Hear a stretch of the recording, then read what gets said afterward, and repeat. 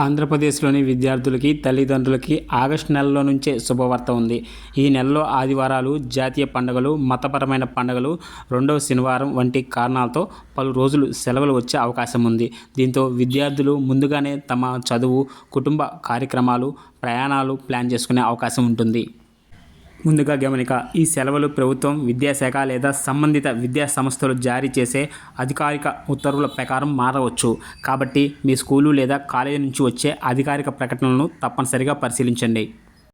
August 2 ఆదివారము, అలాగే August 8 రెండవ శనివారము, ఆగస్టు 9 ఆదివారము, ఆగస్టు 15 మన స్వాతంత్ర దినోత్సవం, ఆగస్టు 16 ఆదివారం 21 వరలక్ష్మి వ్రతం. స్థానిక ఉత్తర్వుల మేరకు సెలవిస్తే ఇవ్వవచ్చు, లేకపోతే లేదు.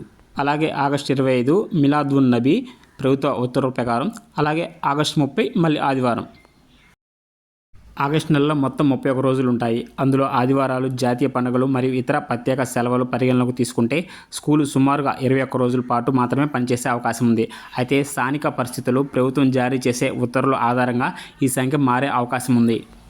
ఇకపోతే విశాఖపట్నం జిల్లాలో ప్రత్యేక సెలవులు.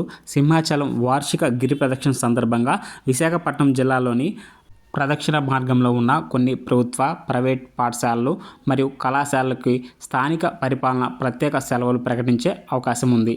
సంబంధిత విద్యా సంస్థల అధికారికంగా ప్రకటనలు గమనించడం మంచిది.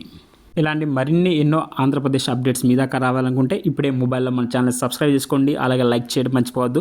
మీ విలువైన సమయాన్ని కేటాయించి మాకు ఒక చిన్న లైక్, కామెంట్ చేయండి.